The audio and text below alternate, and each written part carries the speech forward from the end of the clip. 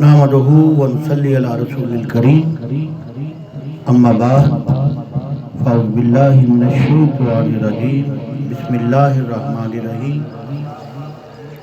अल्हम्दुलिल्लाहि रब्बिल आलमीन अस्सलातु वस्सलामु अला सय्यिदिल मुरसलीन खातमुन नबिय्यीन शफ़ीउल मुज़निबीन रहमतल लिल आलमीन अल्लाहुम्मा सल्लि अला सय्यिदिना व मौलाना मुहम्मदिन व आलिहि व अहले बैतिहि व अस्हाबिहि अजमईन। तमाम तारीफ़ें अल्लाह ही के लिए हैं जो तमाम जहानों का पालने वाला है, मालिक है, परवरदिगार है। दुरूद और सलाम आप सल्लल्लाहु अलैहि वसल्लम पर, आपके आल पर, आपके अहले बैत पर, आपके असहाब पर। मौजू हमारा जो चल रहा है सूफी के मुताल्लिक। सूफी क्या है, सूफी कौन होता है और सूफी बनता कैसे है। सूफी बनने के लिए आजिज होना पड़ता है, किसी के ताबे होना पड़ता है, किसी की सोबत इख्तियार करनी पड़ती है, किसी की संगत इख्तियार करनी पड़ती है कि यक ज़माना सोते बावलिया बेहतर इज्जत थाला दावत पेरिया, कि अल्लाह के वलियों की सोबत में पल भर बैठ जाना ही 100 साल रियाकारी की इबादत से बेहतर है। यानी सूफी की मजलिस में बैठ जाना ही 100 साल रियाकारी की इबादत से बेहतर है। तो सूफी बनने के लिए किसी की सोबत के साथ उसकी संगत इख्तियार करनी पड़ती है। संगत इख्तियार करने के लिए बैत होना पड़ता है, किसी का मुरीद होना पड़ता है, किसी का शागिर्द होना पड़ता है। और बैत होने के बाद वो सूफी बुजुर्ग दरवेश अपने मुरीद को सालिक बनाने के लिए सलूक की मंजिल तय कराता है। और सलूक की मंजिल तय कराने के लिए फनाफिल वजूद करता है। उस सालिक को फनाफिल वजूद, उसके बाद फिर फनाफी शेख, फिर फनाफी रसूल, फिर फनाफिल्लाह, फिर बकाबिल्लाह, और फिर वो हक हो जाता है। वो सूफी फिर हक हो जाता है। फिर लोग उसको पुकारने लग जाते हैं कि हक फरीद या फरीद। सुनते हैं ना हम, हक फरीद या फरीद, हक बाहू बेशक बाहू, हक नकीब शाह नकीब, हक अयूब शाह अयूब। ये सुनने में आता है ना हमारे कि जो जिस सूफी का मुरीद है, उसका मुरीद है सालिक, वो अपने पीरो मुर्शिद को हक कह के पुकारता है कि हक है मेरा पीर। लेकिन ये आखिरी मंजिल है, शुरू की नहीं है। कुछ हज़ारात शुरू में ही अपने आप के साथ नारे लगवाना शुरू कर जाते हैं। तो इसलिए ये सूफी हैं, ये सालिक हैं। और जैसे कि बाबा फरीद गंजे शकर सुल्तानुस सालिकीन है, आपके बाद कोई भी नहीं आएगा। सुल्तानुस सालिकीन आप ही हैं, हजरत बाबा फरीद गंजे शकर रहमतुल्लाह अलैह। और इसी तरह हमारे पीरो मुर्शिद फरमाते थे कि सैयद सैयद सूफ बादशाह फैज़ गंज, शाह अबू तराब बादशाह फैज़ गंज, और दाता गंज बख्श और गंज शकर और बादशाह फैज़ गंज हक अयूब शाही आपके बाद नहीं आएगा।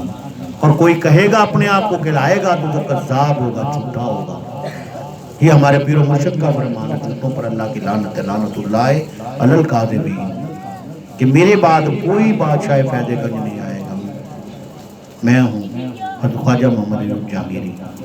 ये हमारा ईमान है कि हमारे शेख कामिल के बाद, हमारे पीर मुर्शिद सूफी दरवेश के बाद कोई भी बादशाह फैज़ गंज नहीं। अगर वो कहेगा तो समझो वो कज़्ज़ाब है, झूठा है, उसकी सोबत से बचो।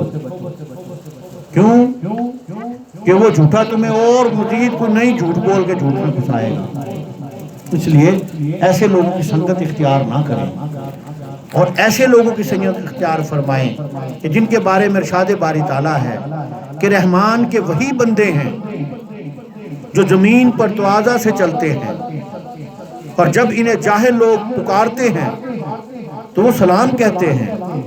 और हज़रत दाता गंज बख्श अली हजवेरी एक रवायत नकल करते हैं कि जो सूफिया कराम की आवाज़ सुने फिर उनकी पुकार कबूल ना करे तो वो अल्लाह के नज़दीक गाफलों में लिखा गया है, कश्फुल मजूद। और इसी तरह हज़रत दाता अली हजवेरी हज़रत दाता गंज बख्श फरमाते हैं कि लोगों ने इस इस्म की तहकीक में बहुत कुछ लिखा है।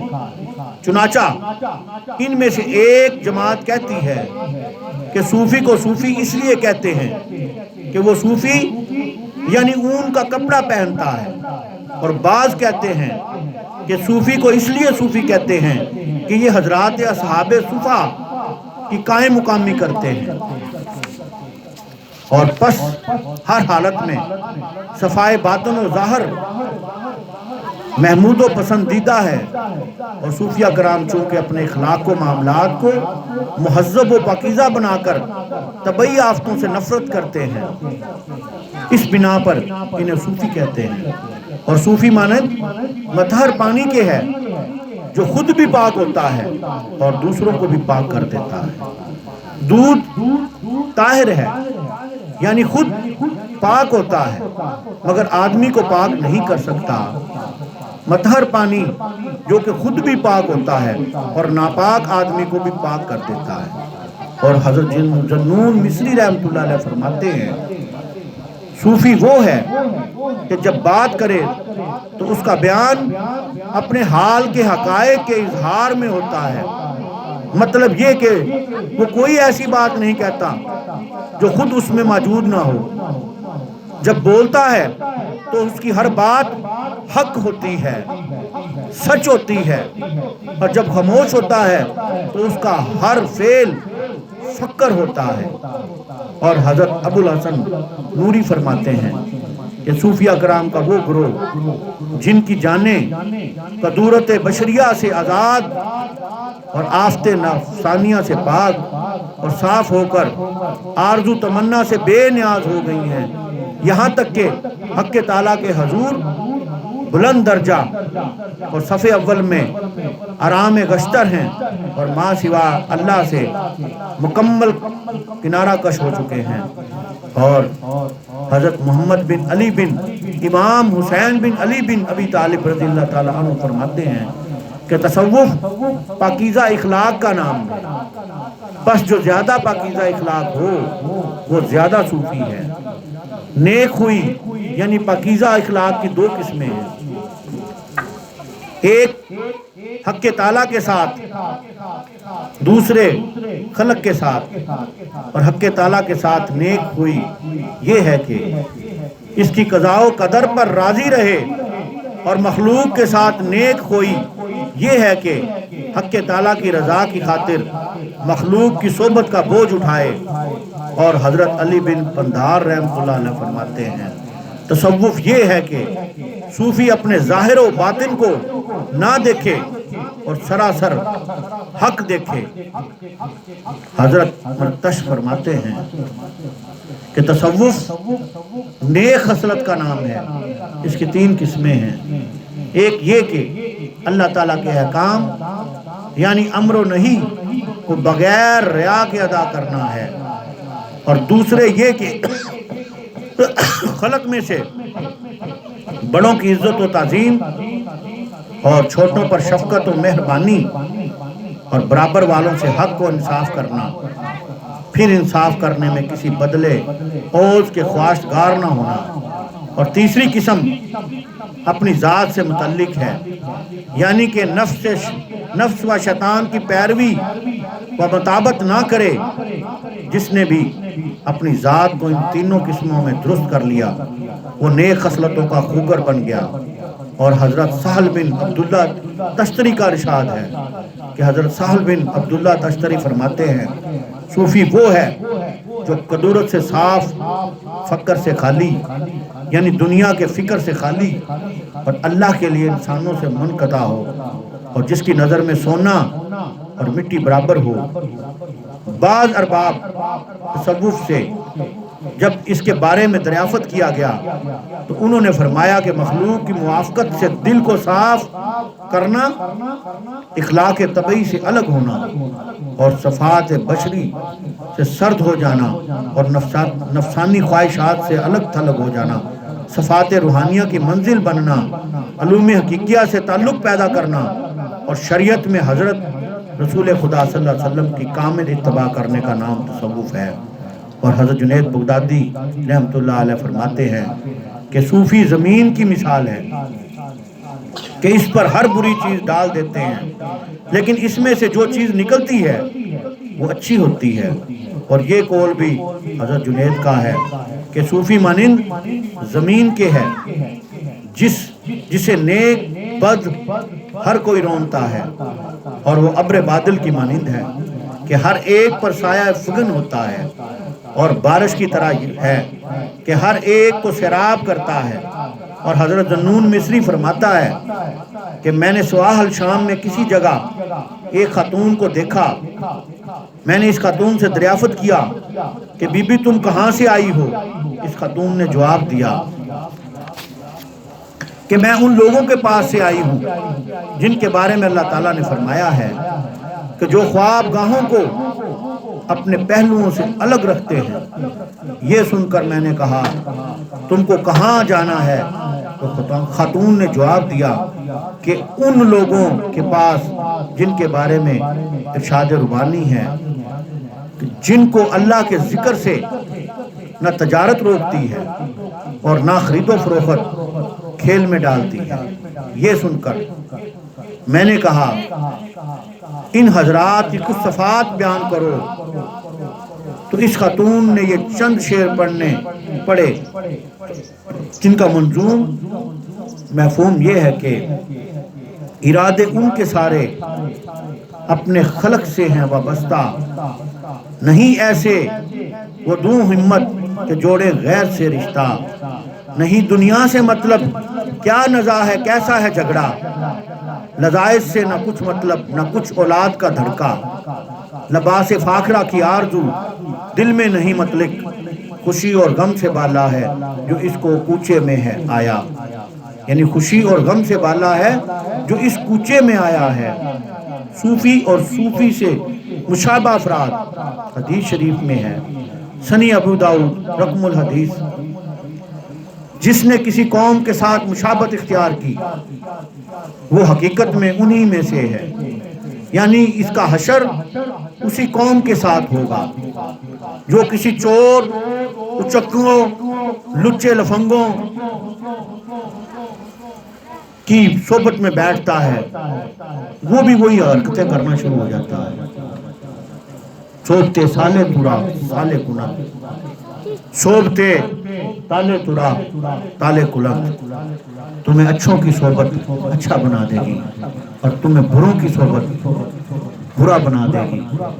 اس لیے بروں کی صحبت سے بچنا چاہیے کہ جب وہ برائی کرتے ہیں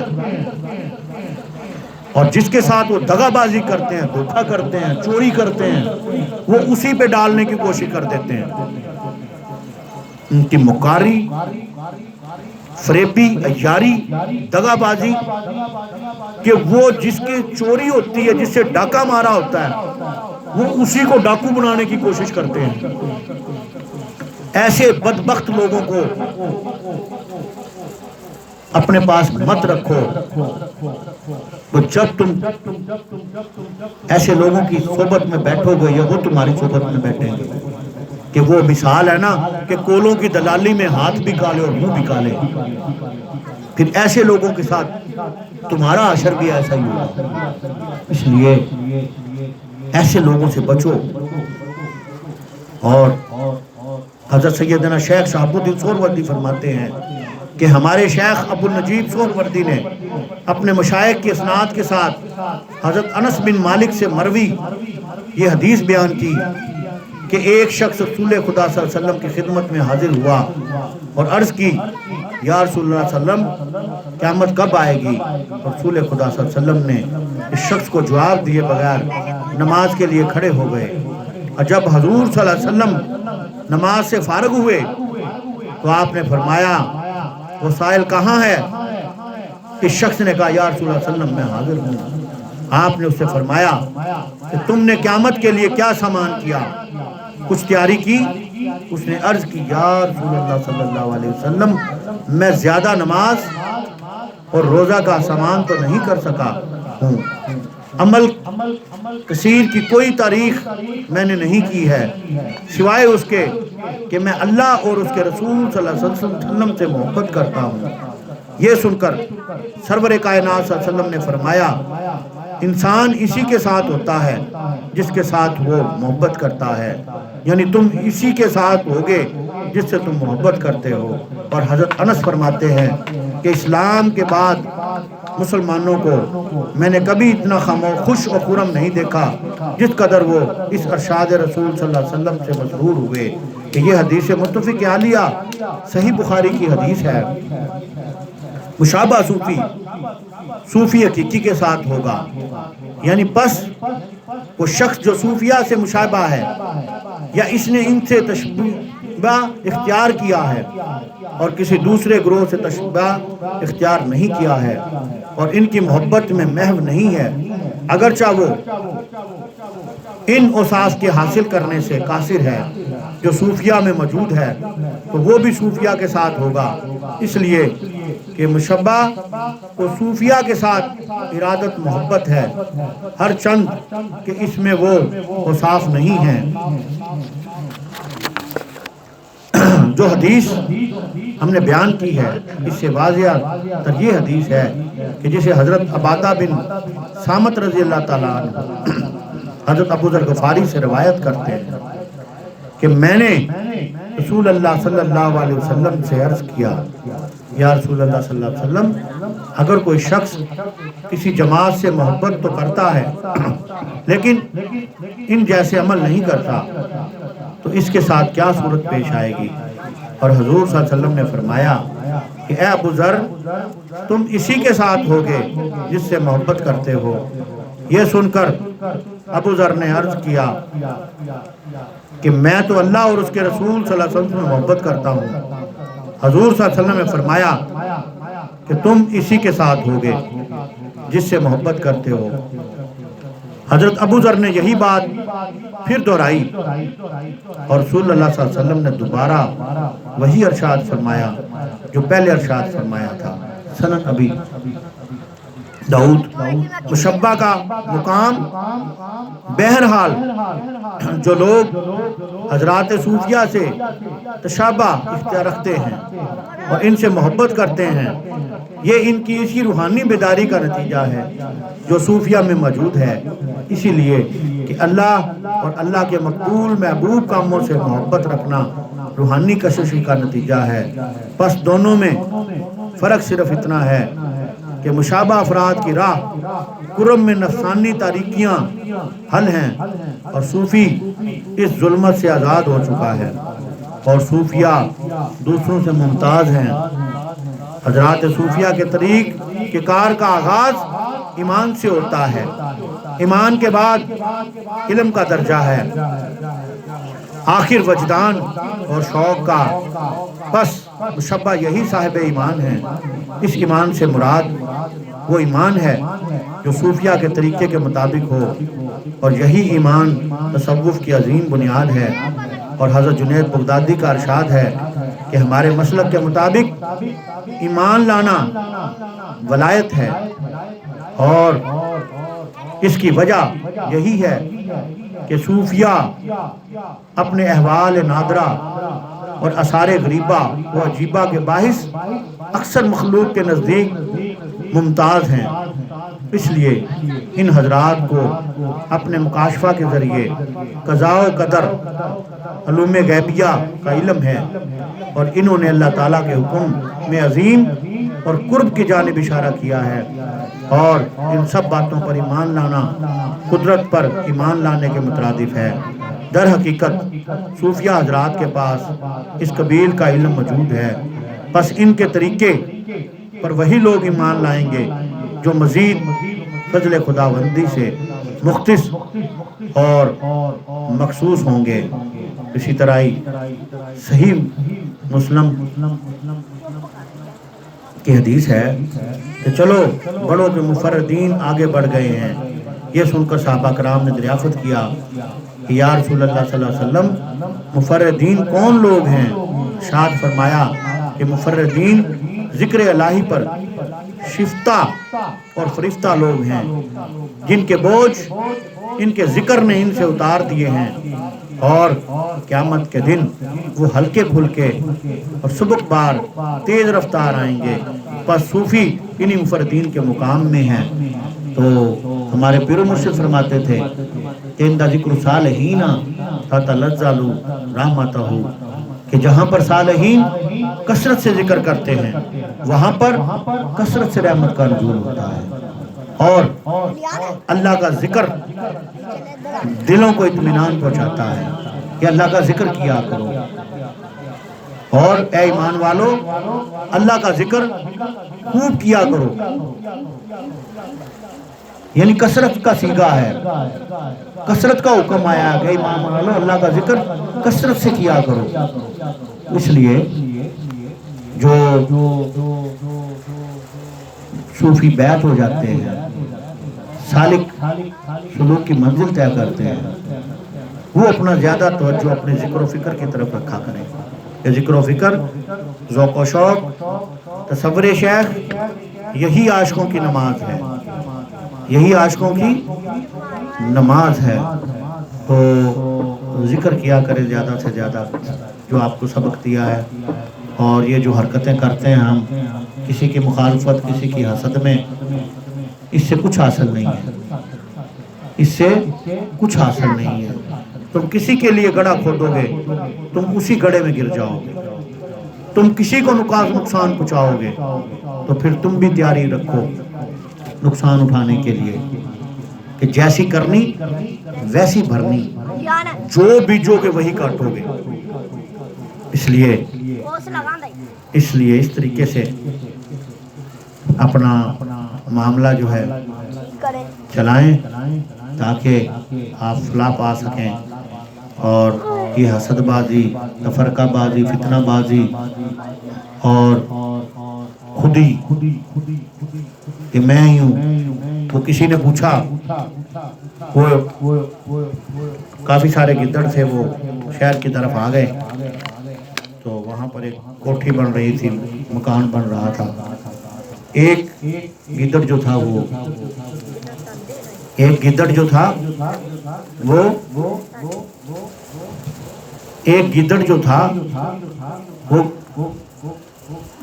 رنگ کے ڈرم کے اندر گر گیا۔ جو باہر نکلا تو وہ پہچانا نہیں جا رہا تھا رنگ کی وجہ سے۔ اس کے ساتھ جو گدڑ تھے انہوں نے پوچھا کہ تو کون ہے؟ اس نے کہا کہ من سلطان پدرم، انا سلطان پدرم، کہ میں بادشاہ کا بیٹا ہوں۔ اب گدڑوں نے کہا ترانچے خوش آمدی، یعنی کہنے کا مطلب خوش آمدیوں سے بچو۔ انہوں نے کہا ترانچے، واہ جی واہ کہ تو سلطان کا بیٹا ہے۔ اب سامنے سے شیر آ رہا تھا، سامنے سے کیا آ رہا تھا؟ شیر آ رہا تھا۔ اب دوسرے جو خوشامدی گدڑوں نے اس سے کہا کہ تم اس سے لڑو گے؟ وہ ٹڑ گیا، خوشامدیوں نے اس کو پڑا دیا۔ اس نے کہا جی کروں گا۔ اس نے کہا جب میری آنکھیں لال ہونا شروع ہو جائیں، میرے بال کھڑے ہونا شروع ہو جائیں تو پھر مجھے بتانا۔ اب شیر آ رہا تھا، شیر آہستہ آہستہ آ رہا تھا، آگے آگے آگے۔ جب قریب پہنچا شیر تو اس گدڑ نے شیر کی طرف گھرایا، اس گدڑ نے شیر کی طرف گھرایا۔ شیر نے اس کے منہ پہ تماچا مارا اور وہ دور جا کر گرا۔ گدڑ نے کہا نہ آنکھیں لال ہوئی نہ بال کھڑے ہوئے، شریکوں نے ایسی تڑا تڑو کے مروا دیا۔ اس لیے ایسے شریکوں سے بچو جو تمہاری منہ پہ تمہاری خوشامد کرتے ہیں، اس کے بعد تمہاری ایف آئی آر کے اندر نام درج کرواتے ہیں جی، وہ تمہاری ایف آئی آر میں نام درج کرواتے ہیں۔ تو وہ کیا کہتے ہیں، وہ تفتیش میں نام ڈلوا دیتے ہیں۔ ایسے لوگوں کی صحبت سے بچو کہ وہ تمہارے پاس کھاتے ہیں، تمہارے پاس رہتے ہیں، تمہاری خوش آمدیں کرتے ہیں، جب ان کو موقع ملتا ہے اپنے آپ بچانے کے لیے، اپنے آپ کو بچانے کے لیے، پھر تفتیش میں تمہارا نام ڈلوا دیتے ہیں۔ ہمیں پھر ان کی منتیں کرنی پڑتی کہ جناب یہ بندہ تو ہے ہی نہیں، یہ تو کہیں گیا ہوا دوسرے شہر میں۔ تو آنکھیں کھول کر ہوش کے ساتھ چلتے ہیں۔ یہ درویشی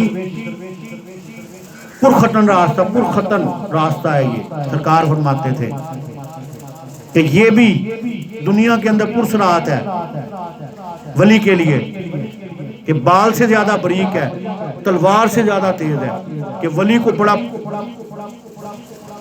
گزرنا پڑتا ہے دیکھ کے، نہ کہ تمہیں کوئی کہنا شروع ہو جائے تو فلاں صاحب ہے، تو فلاں صاحب ہے، تمہارے اندر وہ صاف ہی نہ ہو اور وہ تمہیں اندھے کنویں میں جا کر پھینک دے۔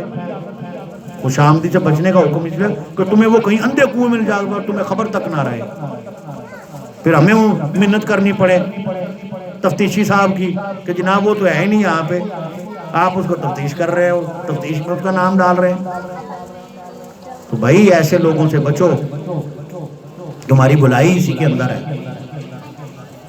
اور جب تمہارے پہ کوئی بات آئے یا تمہارے ساتھی پہ کوئی بات آئے، تمہارے متحد کے کوئی بات آ جائے، اس سے کوئی جرم سجد ہو گیا ہے، اس سے کوئی غلطی ہو چکی ہے، اپنے پہ نہ لے کے آؤ کہ میرا نام لکھ دو جی وہاں پہ،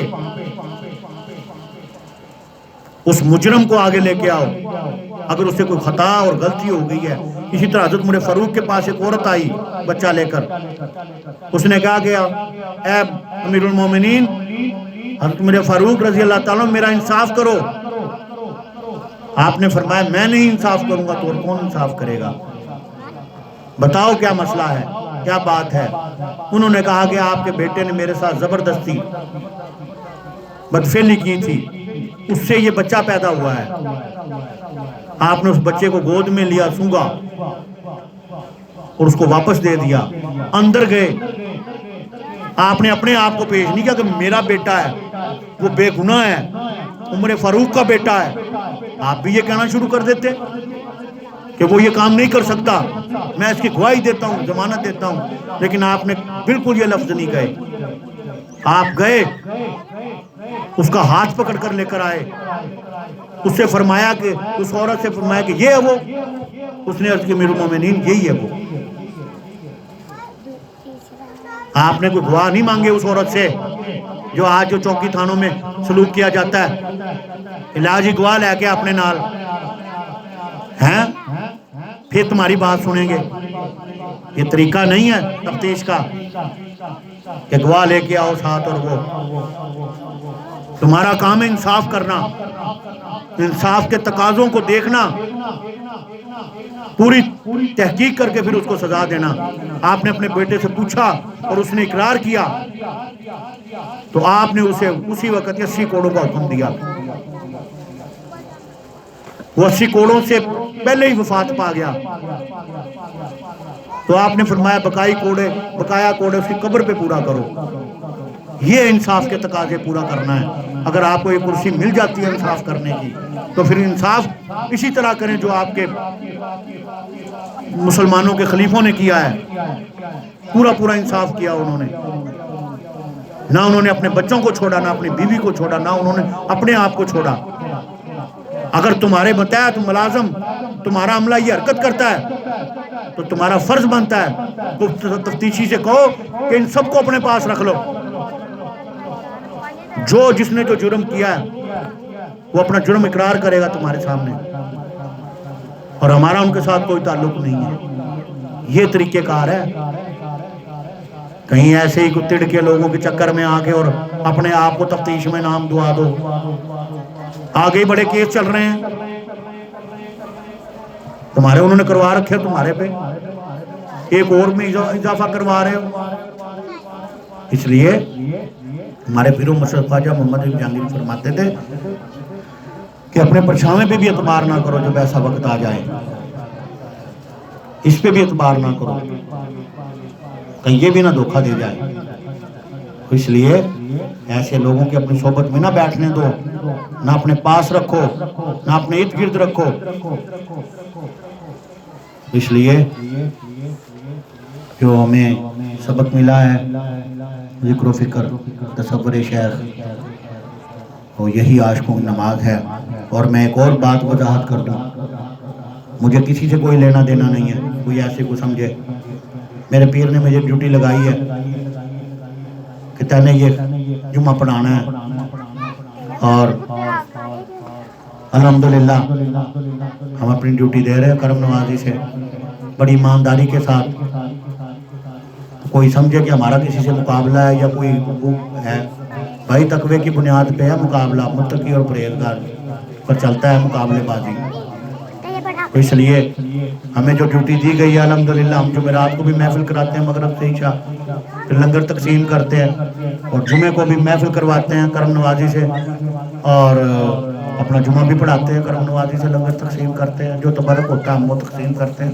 ہم تو بھائی اپنی ڈیوٹی دے رہے ہیں، ہمیں تمہارے سے کیا لینا دینا تمہاری کسی چیز سے ہمارا کیا تعلق ہے.